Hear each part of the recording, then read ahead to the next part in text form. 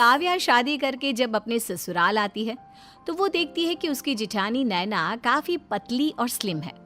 घर में आए मेहमान भी अब काव्या का मोटापा देखकर उससे मजाक करते हुए कहते हैं, अरे काव्या बहू, अपनी जेठानी से कुछ सीखो। देखो तुम्हारी जेठानी कितनी पतली और स्लिम है, वहीं दूसरी ओर तुम कितनी मोटी। वही तो, देखो ना बहन, जेठानी तो देवरानी की छोटी बहन लग रही है। अरे बस भी करो मेरी बहू का मजाक बनाना।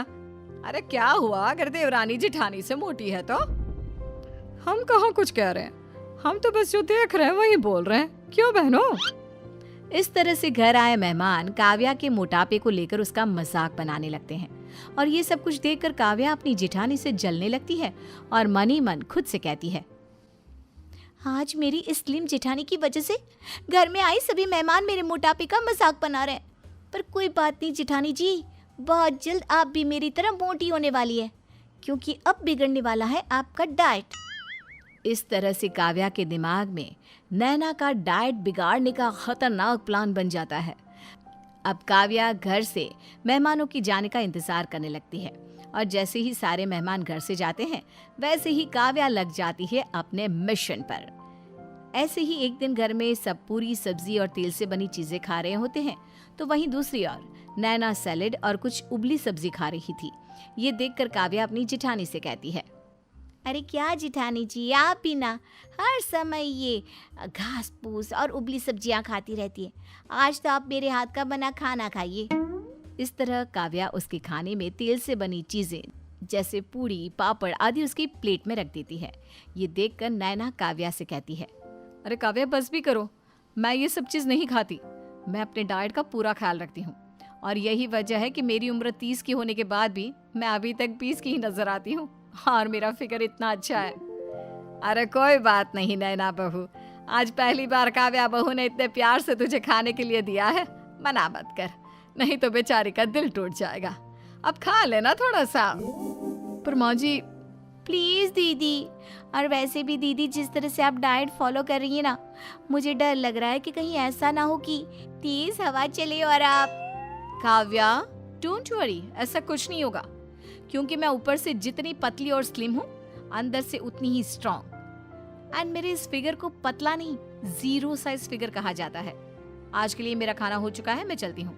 मुझे सुबह जल्दी उठकर वॉक पर भी तो जाना है। ओह, तो ये फल हरी सब्जी खाकर डाइट फॉलो करती है और मोटी ना हो इसलिए हमेशा मॉर्निंग वॉक जिम जाती है। पर कोई बात नहीं जेठानी जी, अब आपकी देवरानी आ गई है आपको मोटा करने के लिए। अब क्या था, अब काव्या को पता चल चुका था कि किस तरह से उसे अपनी जेठानी को अपनी तरह मोटा करना है। बस इसीलिए जब नैना वॉशरूम में फ्रेश हो रही होती है तो काव्या छुपके से नैना के कमरे में जाती है और नैना ने जो 4 बजे का अलार्म लगाया होता है उसे बंद कर देती है, जिस वजह से अगली सुबह नैना की आंखें नहीं खुल पाती और वो सुबह 7 बजे उठती है।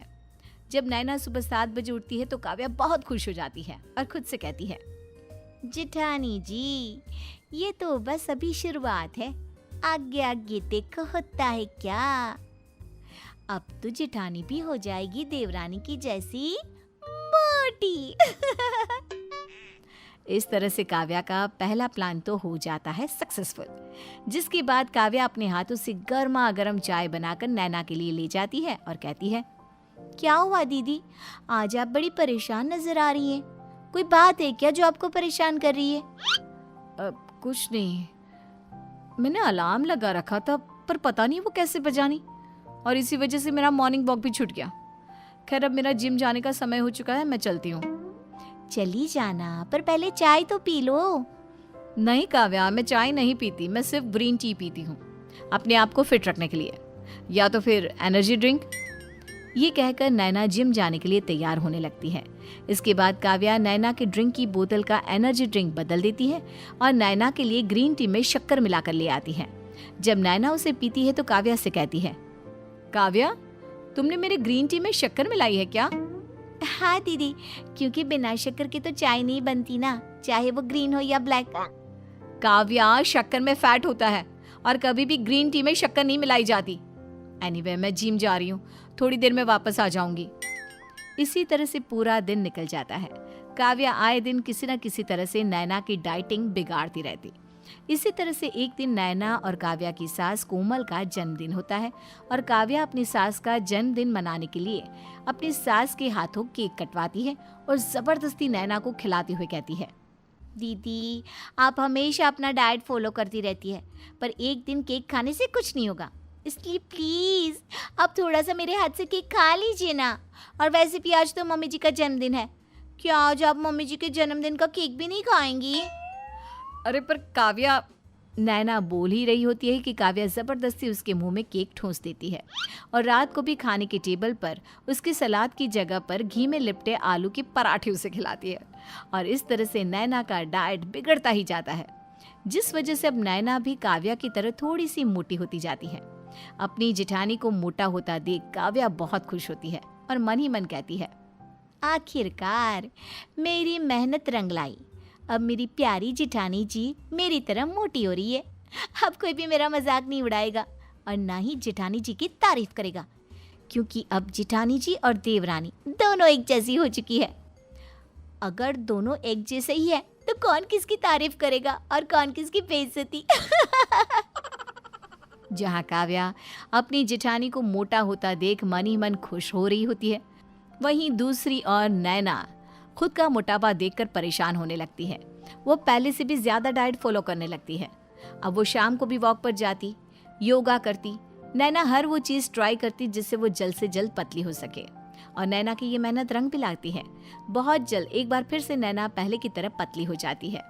ये देखकर काव्या की आंखें फटी की फटी रह जाती है। अरे ये क्या, जेठानी जी तो पहले की तरह फिर से स्लिम हो गई। आखिर इस बार इनकी फिटनेस का राज क्या है? हाय, मेरी तो सारी मेहनत ही बेकार गई। कोई बात ना जेठानी जी, मैं पहले से दुगनी मेहनत करूंगी और आपको पहले की तरह और मोटा बनाऊंगी। एक बार फिर से काव्या अपनी जेठानी को स्लिम देखकर अपनी जेठानी से जलने लगती है। अब काव्या एक बार फिर से अपनी जेठानी का डाइट और उसकी फिटनेस को बिगाड़ने की पूरी कोशिश करती है, पर उसकी जेठानी अपनी मेहनत और दृढ़ संकल्प से देवरानी की हर कोशिश को नाकामयाब बना देती है।